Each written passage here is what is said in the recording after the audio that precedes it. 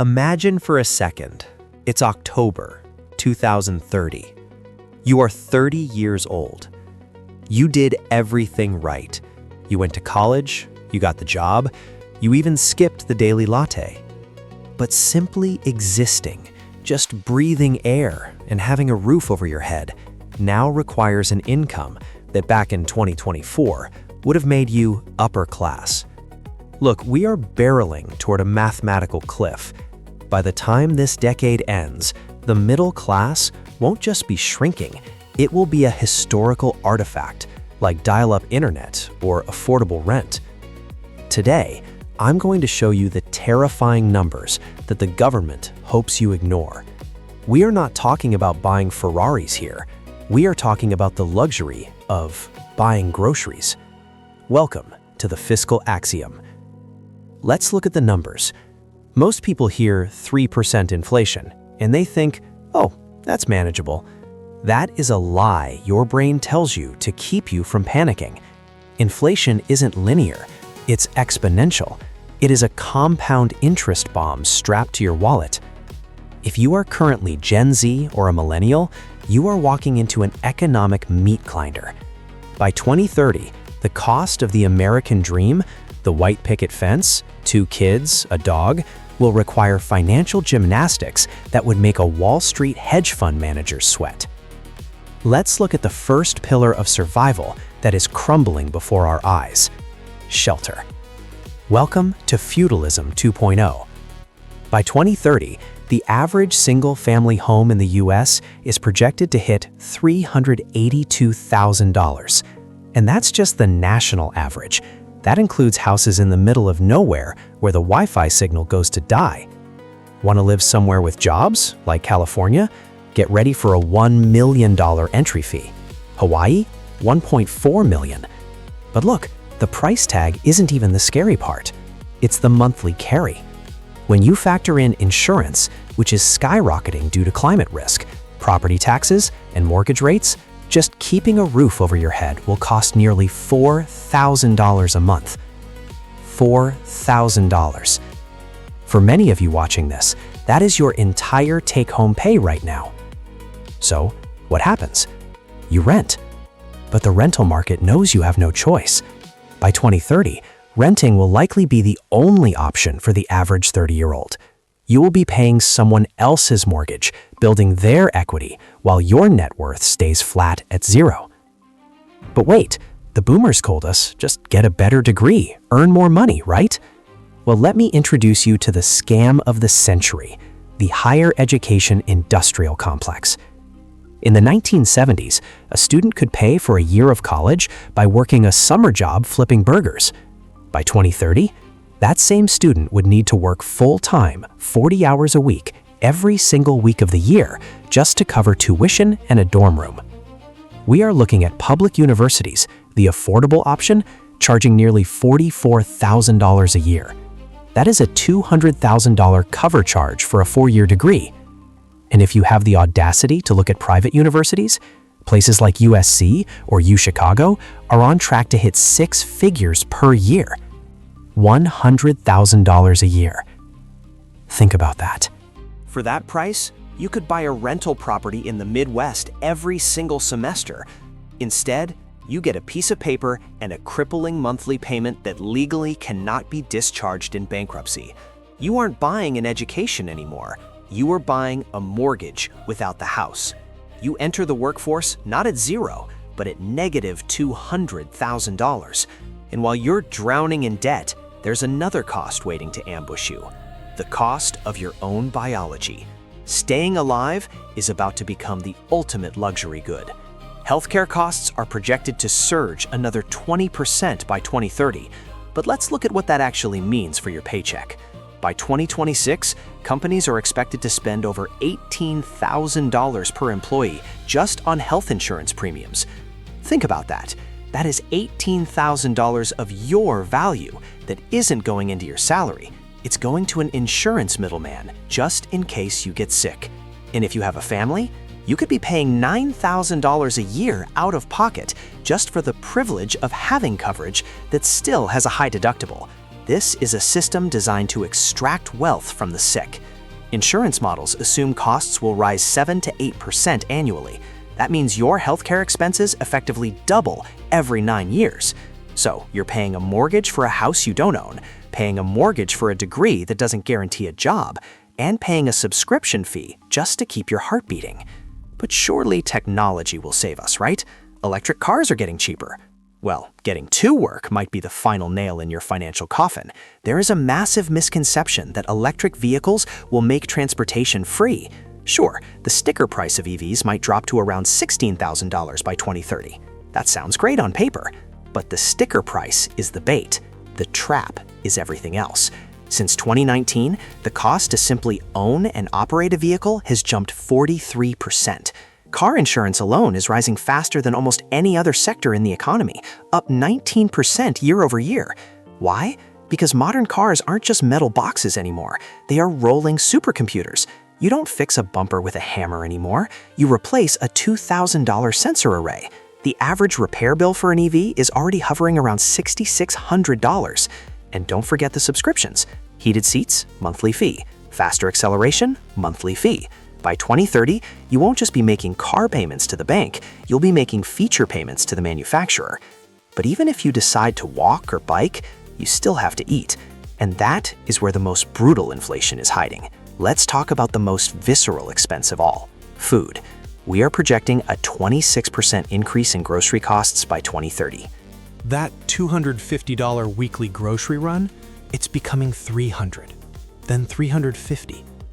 But here is the cruel irony, the poor tax hidden in the data. Inflation discriminates. If you are wealthy, food is a tiny sliver of your budget, maybe 8%. If the price of steak goes up, you don't even notice.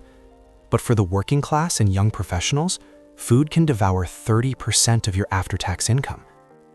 When basic staples like ground beef and juice rise by double digits, it doesn't just annoy you, it forces you to make choices. Do you eat healthy, or do you pay the electric bill? And while you are struggling to afford eggs, the tech giants have engineered a way to drain whatever pennies you have left. Welcome to the death by 1,000 subscriptions. Technology promised efficiency. Instead, it delivered dependency. Your phone is $1,000 and expires in 3 years. Your internet is a utility as vital as water. But the real killer is the shift from ownership to access. You used to buy software once, now you rent it forever. You used to buy movies, now you pay 5 different streaming services $20 a month just to find out there's nothing good to watch. These $15 charges seem harmless individually, but collectively, they are a vampire on your net worth.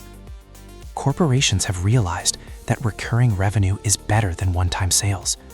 They have trapped you in an ecosystem where you must pay monthly rent for your digital life forever. So costs are up, expenses are up, subscriptions are up.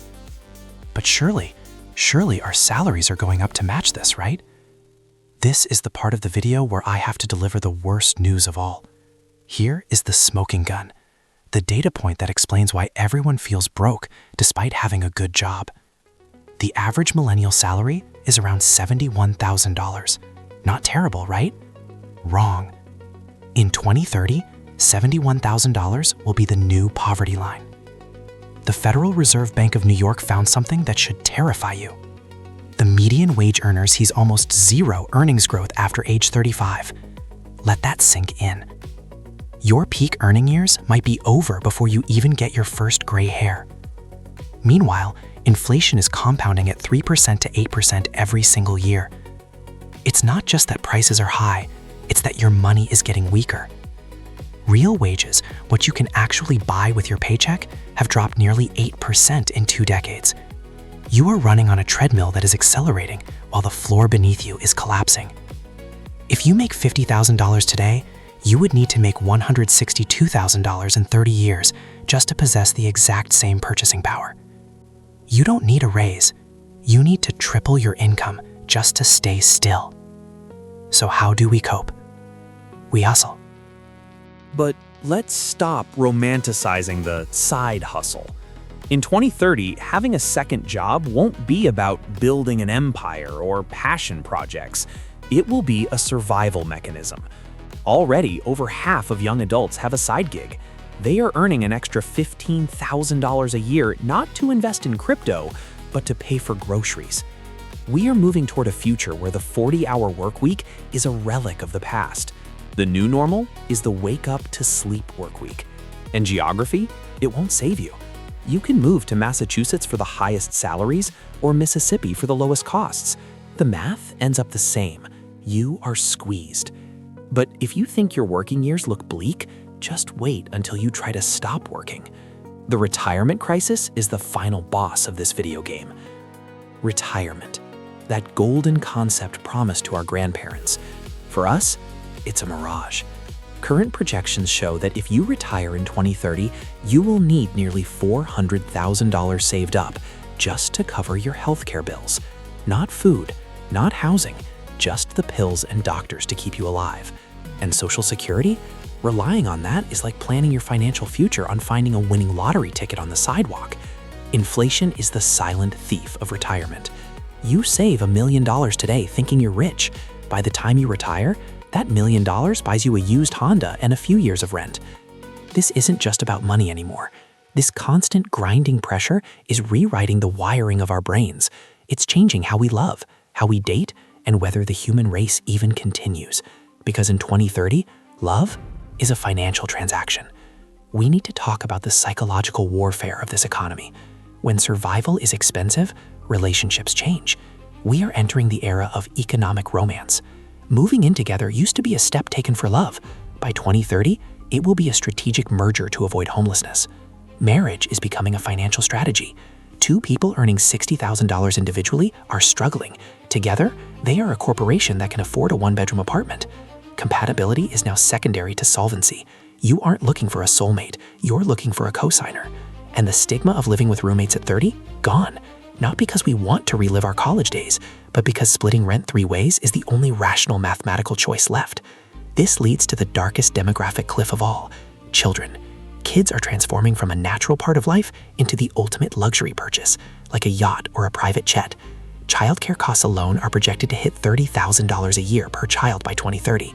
Do the math. If childcare costs more than one parent can earn, one parent quits working.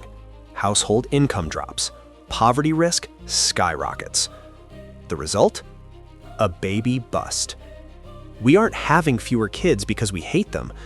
We are having fewer kids because we literally cannot afford the subscription fee of raising them.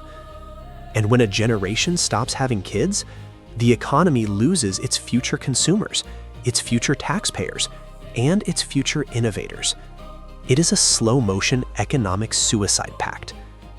But the worst cost isn't in your wallet, it's in your head.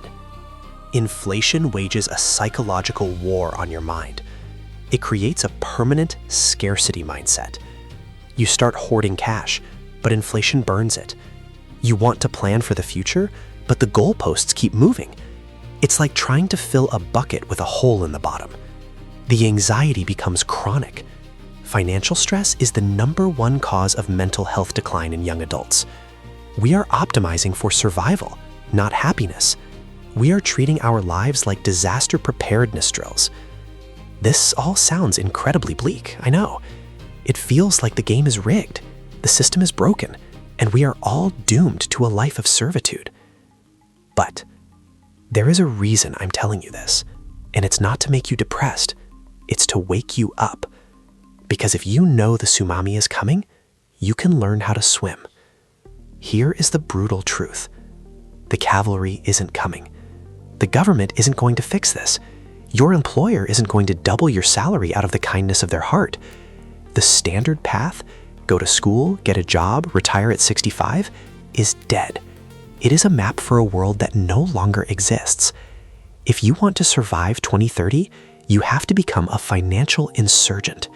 You cannot play defense anymore. You must play offense. This means aggressive skill acquisition. It means refusing to hold cash that melts like ice.